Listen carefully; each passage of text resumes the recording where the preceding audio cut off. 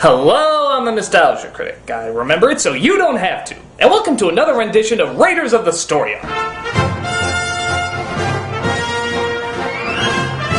This is where I take the first few episodes of a nostalgic show and see if it still holds up. With that said, X-Men! Jesus with pork and beans, I fucking loved X-Men. This was the badass cartoon that kids watched. The cartoon that made you feel tough and rebellious, but it actually had a good story and good characters to back it up as well. But is it a story that still holds up, or is there just too much corniness to make it work? Now I know what you're thinking. Didn't the Nostalgia Chick already review the X-Men cartoon? Well, Obscure Sloop already did The Room, Mike J already did Jaws 3, and the Distressed Watcher already did Dungeons & Dragons. Why give a shit now? Anyway, it's not like I'm gonna do my own Dark Nella saga or anything. Dark Rob! Dark Rob! Dark Rob! Piss off!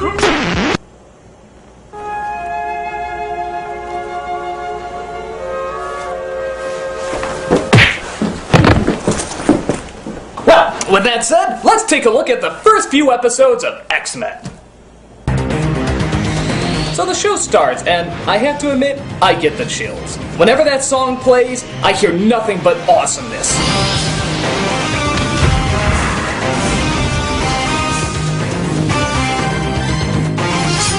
It's the coolest thing ever. I get this overwhelming urge to kick some ass.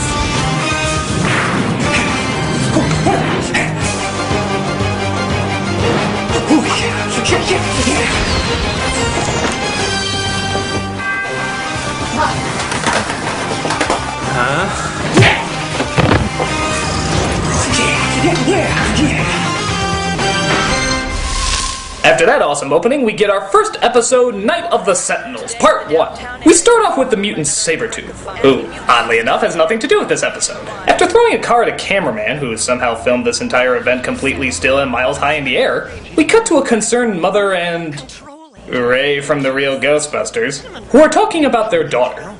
But how could you register her with that mutant control agency as if she were some sort of criminal? It's an outreach program to help these unfortunate people. Let's just hope the neighbors never find out our beautiful Jubilee's a mutant. So this is Jubilee, a young girl who's always dressed like she's about to do the dishes. In the rain.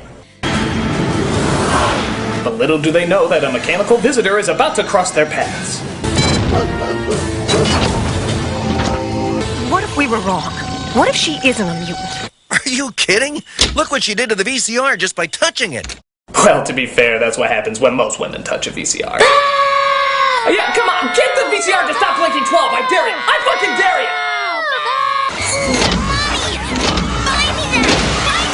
you! So this giant machine is known as a Sentinel, a government-built robot designed to track down mutants. Subtle. You could just send cops or military for something like that, but no, we need gigantic killer machines to apprehend teenage girls who raided April O'Neil's closet. No wonder the economy's in the toilet.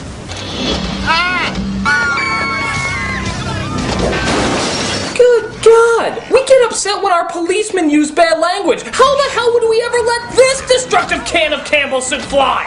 Hello, Mutant Registration Program. One of your fucking robots just broke in and destroyed my mall! Jesus Christ, the property damage is unbelievable! Well, sir, did you keep the receipt for them all? No. Then we have nothing to discuss. Oh my God, it's coming back! Ah! Have a nice day, sir. So it turns out the Mutant Outreach Program really is designed to reach out and grab mutants, whether they like it or not. But fortunately, this mall is also the shopping place for Storm, another mutant who I swear thinks that she's in a J.R.R. Tolkien novel. Storm, mistress of the elements, commands you to release that child.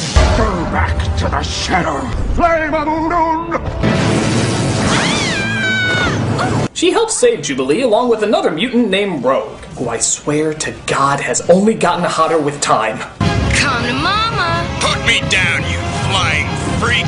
You would never have to put me down, Rogue. Baby, just look at us. All this time and we're still in love. Something like this just... She's a series of painted lines! A Southern home perfection.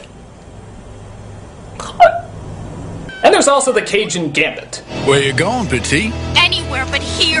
who may actually have the strangest casual wear out of all the X-Men. And that's saying a lot. I mean, sure, Jubilee looks stupid, but I can at least tell what she's wearing. With Gambit? What is half that stuff? Run, girl! Run! Who are you? Cyclops. So they take her back to Xavier's School for the Gifted, which ironically never shows anybody teaching or learning anything throughout the entire series.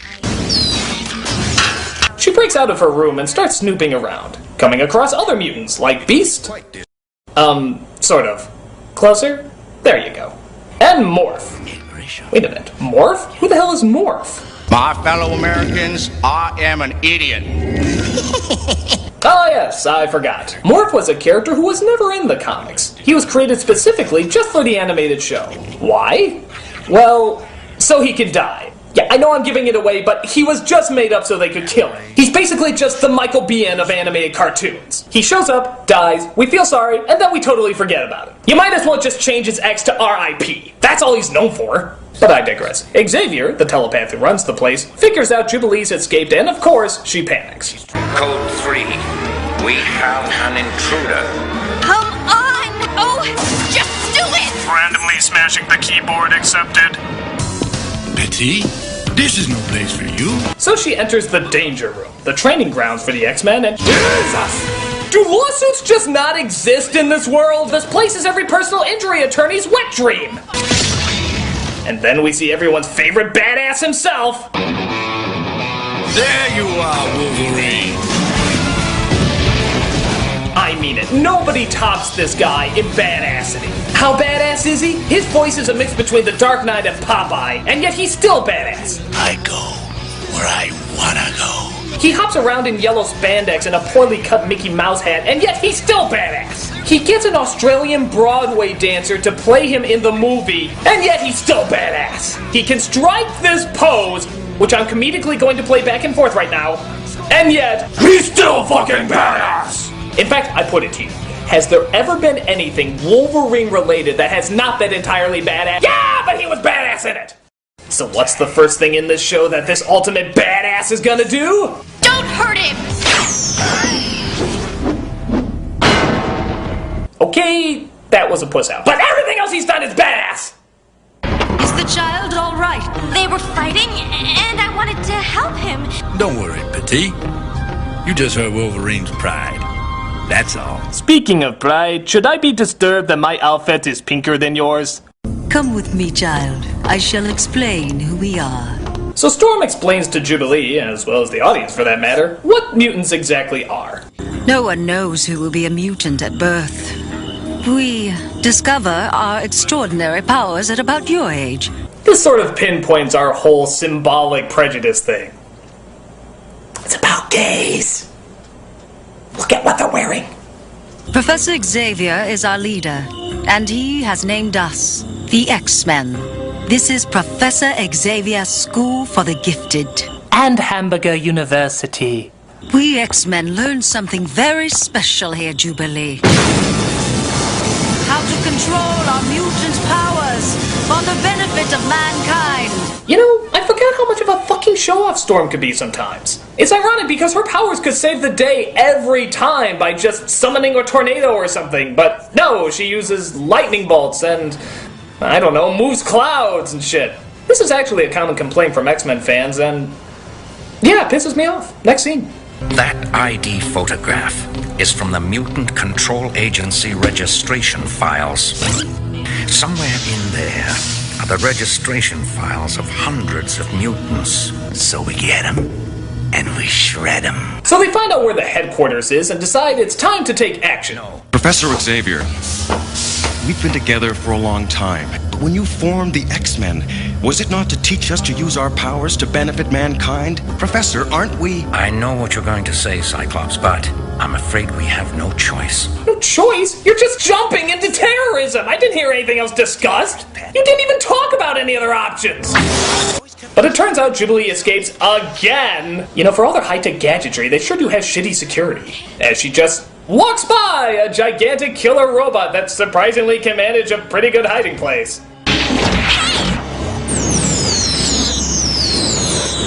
Boy, have you ever noticed her powers are pretty inconsistent? She can knock Wolverine across the room, almost take off the head of a Sentinel, and now it's like... Dude, that's annoying. Don't make me step on your head. She gets gassed again and passes out, just as the rest of the X-Men figure out she's gone. I'm going after her. No way, Wolverine. We've got a job to do first. Out of the way, Gumbo. Gambit, let him go. He's not worth it. Ow! Ow! What the fuck? Don't you ever look before you throw those things? What? You're not even gonna turn around? Okay, fine. Here's some laser in the back of your head. So the rest of the X-Men go to the mutant registration to carry out their mission. As they discuss something you'll hear quite a lot in this show. Angst. You're supposed to know everything, Beast. What makes us like we are, anyway? Gamma rays, pollution, ozone depletion, television, progress. Really? Because I heard from the conservative right that we chose to be this way. But it turns out Wolverine joins the gang as he couldn't find Jubilee, and they sneak into the place. It looks like clear sailing from here. And thus ends part 1 as we begin part 2 in the next episode. Oh, wait, right after we have one of those classic episode recaps. Just hope the neighbors never find out our beautiful Jubilee's a mutant. Gavin will help you. Who are you? Cyclops. There you are, Wolverine. I'm not gonna kill Jacob, Ben. You are. Shields up. Red alert. That man was tied to a mattress. I am your father. No! Silent breed is people! Just wish I knew what was happening in there.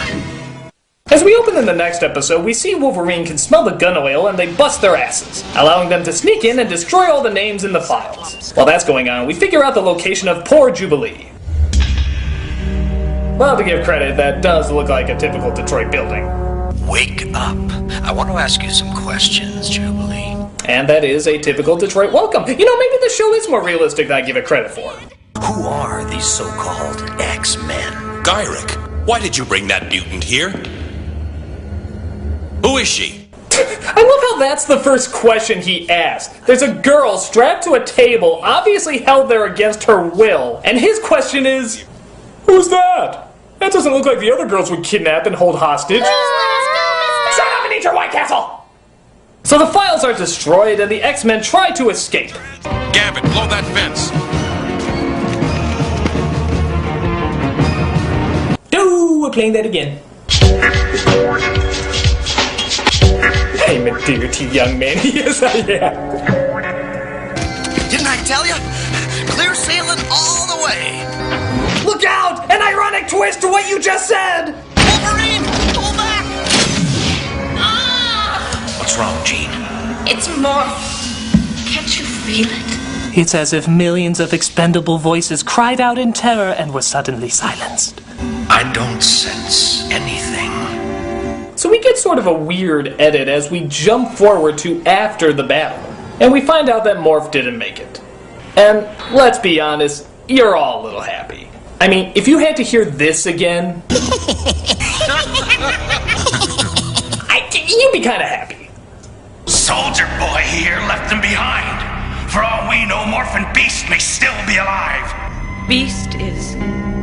What about Morph? Well, put it together, Ape Man. Let's see, if Beast is alive, then Morph... Beast is alive, that means Morph... Beast... Morph... Beast... Morph... Beast... Morph... Oh hey, I get it now! That really sucks! Wolverine!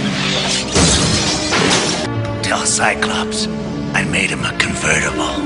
What happened isn't his fault.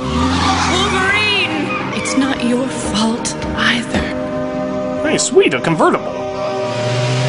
So Wolverine has a flashback to just an hour ago, again, weird editing, and recalls how Morph was killed by just a zap of the laser. And yet Beast gets zapped with the laser and electrocuted on the fence and somehow comes out okay. Beast! I'll get him! Oh, and Rogue gets zapped too. You know what? Maybe Morph was just a pussy. You ever think that? Maybe he was just a giant fucking pussy. It's adamantium tasting time, boys! show this in the commercial for the show! Hey, I can see my house from here.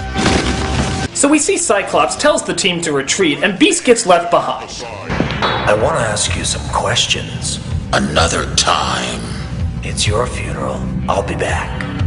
Don't worry, he'll only stay in prison for the rest of the whole fucking season. Seriously, what was up with that? Flash to normal time, and we see that the President of the United States was in on the whole Sentinel thing all the time. Sort of. You wanted to see me, Madam President? I wanted to congratulate you and Dr. Trask. I also wanted to tell you to stop all activities involving your privately run mutant registration program. Why? Did they have good reason to be threatened? I don't know, this still seems fishy. I just can't see a president signing a bill allowing giant mechanical robots to invade our personal freedoms and... Okay, y'all know where I'm going with this. But the X-Men have a plan to find the Sentinel's base. They lure one of them out by showing up to Jubilee's house and try to follow him. Surrender, mutant. Of course. Not. Oh! He just pulled the not line! The line every second grader used when he knew for a fact that he had nothing clever to say. Snap, Cyclops, snap! Returning to base for repairs. Also remember to replace the radar that showed when I was obviously being followed, because I am probably obviously being followed. So the Sentinel crashes into the headquarters because I guess it's hard to fly with one arm, and this allows Jubilee to escape. Only to be caught again. God, she was pretty useless, wasn't she? No. I just want to go home. Jubilee, duck! Hell with your pansy fireworks, I have a pussy pink laser ray to save us! So Cyclops gets zapped and Gambit does his card tricks, Rogue... Jesus! Y'all ought to learn how to behave. Oh, that's right. It's Rogue! She gets up like she's Wile E. fucking Coyote! God, I love her! She's so friggin' hot that even the Sentinels are humping the air looking at her. No, I'm totally serious. Look! Oh yeah. This guy's harder than solid metal. Oh yeah. But then Wolverine comes in to stop him. Oh, come on, man. It's like guy rule number 4. Let him finish. So even though the bad guys get away, they destroy all the Sentinels and their home base, and welcome their newest crew member, Jubilee, to the X-Men. You will come to visit us, won't you? Does a mall baby chili fries? That's bad 90s talk for no, she won't. They never show up in the series again, just assume a dog ate them.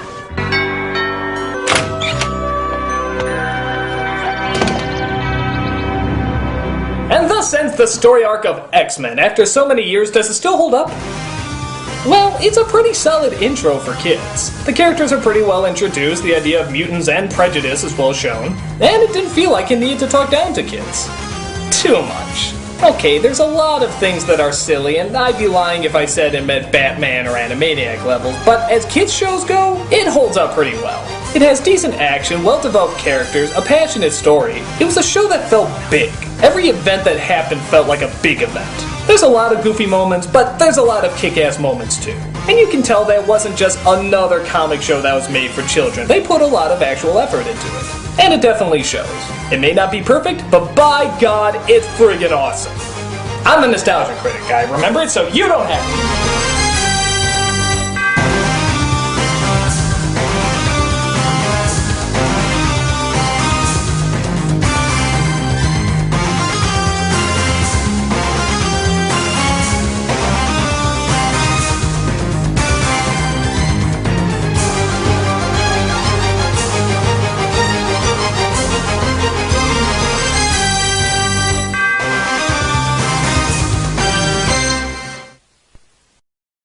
Of course. Not.